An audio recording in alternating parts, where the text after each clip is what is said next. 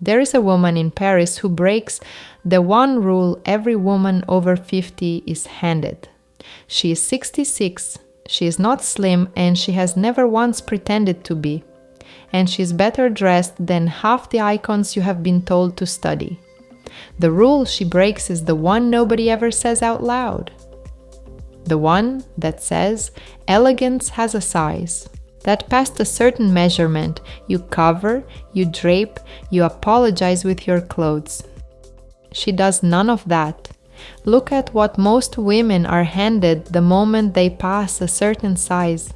The 10th dress, the long cardigan worn like a curtain, the flat dark column that is supposed to make the body vanish.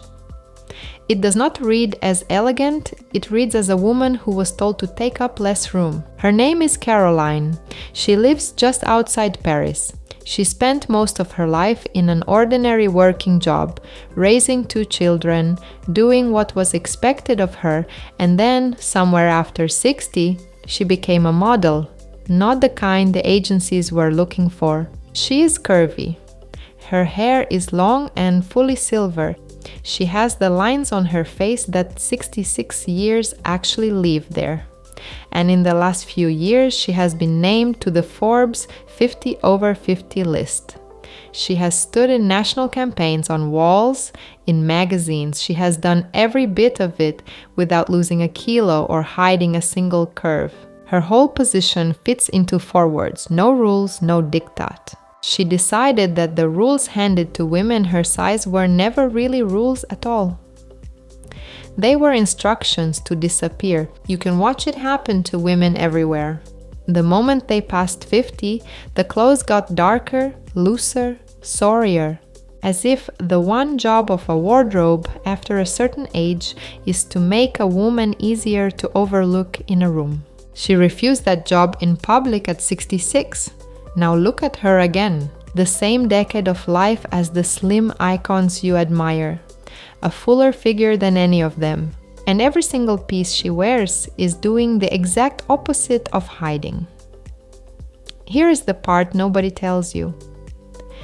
The slim icons you admire are not wrong, and copying them was never your mistake. What makes them look right is their proportions, not their size. And no one ever told you to translate the rule to your own. So you took the pieces that worked on a narrow frame, put them on a fuller one, and stood in a fitting room mirror feeling like the failure belonged to you. It never belonged to you. It belonged to a rule that left out the one thing that actually matters. Proportion. Find the pieces cut for your proportions, and the same elegance is simply yours. And that is exactly what Caroline does. She does not deal in rules, she deals in moves. 5 of them that come back again and again in everything she wears. Watch for the 4th. It is the one most women would never dare. The one that breaks every rule they ever handed you. Not one of them is about getting smaller. And every single one of them you can take for yourself. The first is what I call the Mannish Line. When a woman is told her shape is a problem, she's usually handed something soft and shapeless to hide inside. Caroline does the exact opposite. She borrows from a man's wardrobe. Watch how she builds it. A blazer with a real built shoulder worn open. A pair of wide-leg trousers cut straight, falling from the waist to the floor, and the jacket left open, so it draws 2 long vertical lines down the body all the way to the hem of the trouser. Nothing on that body is clinging anywhere. The shoulder squares off the top and gives the whole figure a clean frame. And when she adds a crisp white collar, she keeps it high, at the throat, near the face, where a touch of contrast lifts the eye upward instead of cutting the body across the middle. And it reads as authority every single time, because menswear was cut to hang off a frame, not to grip one. That is the whole secret of it.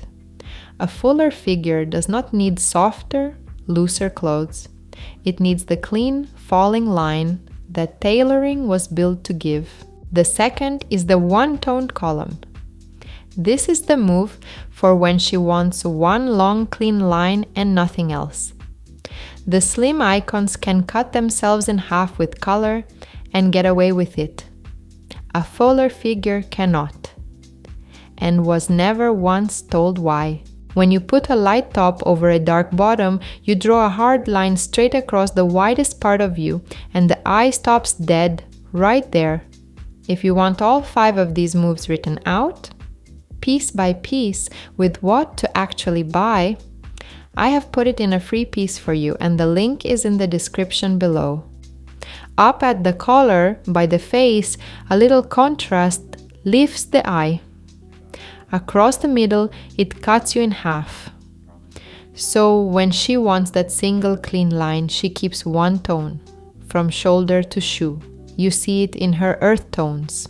A brown suede blazer over a soft top, with the trousers kept in the very same family of color, and a boot that does not break the line at the ankle.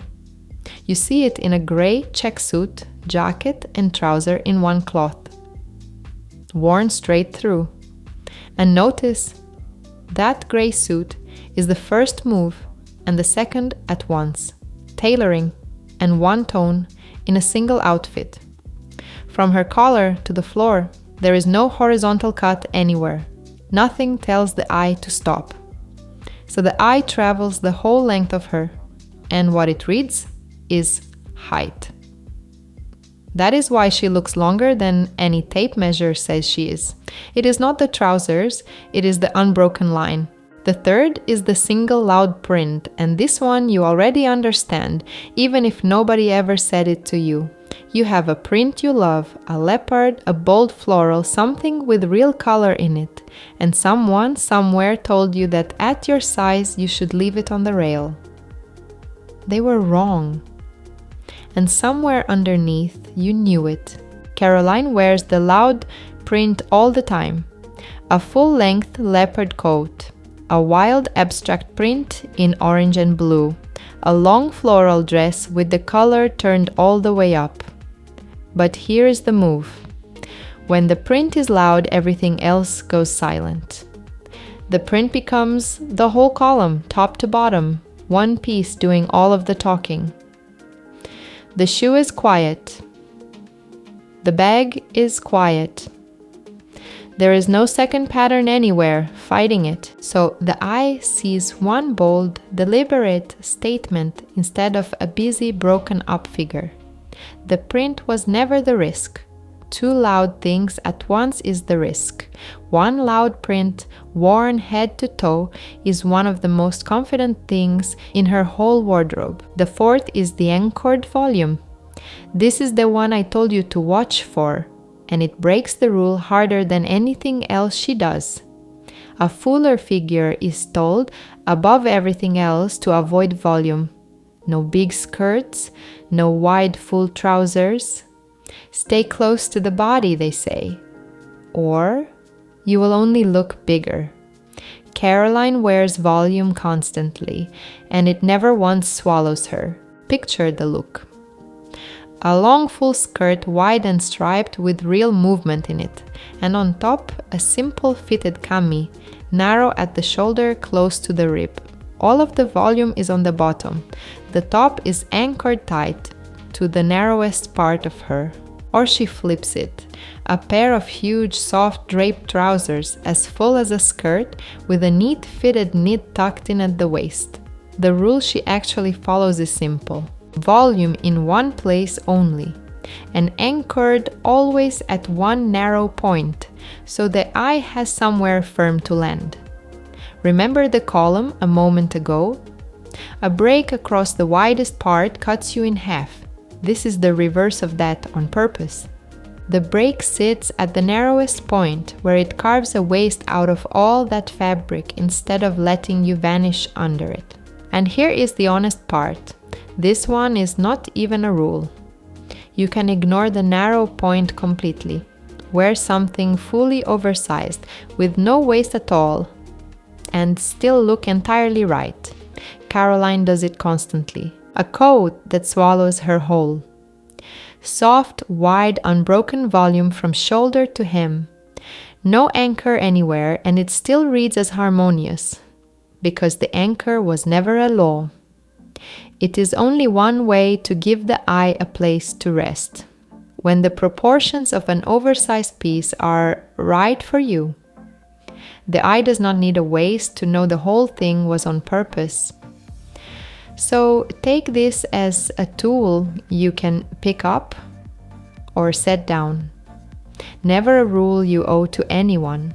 The fifth is the one most women give up first. I call it the unhidden piece. There is a whole category of clothing that a fuller woman over 50 is told to give up entirely. The fitted thing, the lace, the slip that follows the body, the dress that was cut to be seen in. She was supposed to fold all of that away. After a certain age, at a certain size. She did the exact reverse. She wears black lace. She wears a bias slip that skims the body without gripping it. She stood on the Forbes list in a long, fitted red column dress in front of everyone. And it works for the very same reasons everything else does. The piece meets the body at its narrowest point, and then it falls. The lace sits over a lining so it has weight, and weight always hangs instead of clinging. And the neckline is cut to send the eye straight up to her face, not down to the part of her body she was once told to be sorry for. Up to her eyes. That is not a woman hiding, that is a woman who decided at 66 to be fully seen. And here is something you may already be doing without ever having a name for it. If you have ever put on the one bold thing you love and felt just for a moment completely like yourself, then you already know the exact feeling she's chasing. You never needed permission. You only needed someone to stop telling you no. So there are the 5 moves in order. Borrow the Mannish Line and let tailoring hand you a clean frame. When you want one clean line, build a column in a single tone. Wear the loud print, but only ever one loud thing at a time. Take the volume and anchor it at one narrow point, and stop hiding the fitted piece you were told to give up. None of that is about a number on a label. It is about line, about weight, and about where you decide the eye should go. The slim icons get all of those things for free, handed to them by their proportions. Caroline built every one of them on purpose, on a fuller figure at 66, and the result does not read as a woman making the best of things. It reads as the most deliberate person in the room. So, the next time someone hands you the tanned dress and the long dark cardigan and calls it tactful, picture a woman in Paris in a sharp gray suit, or a head-to-toe leopard coat, or a red dress on a stage, and ask yourself who in that room actually looks like she was told to disappear. It was never your size, it was always the rules they handed you for it, and you are allowed to stop following them.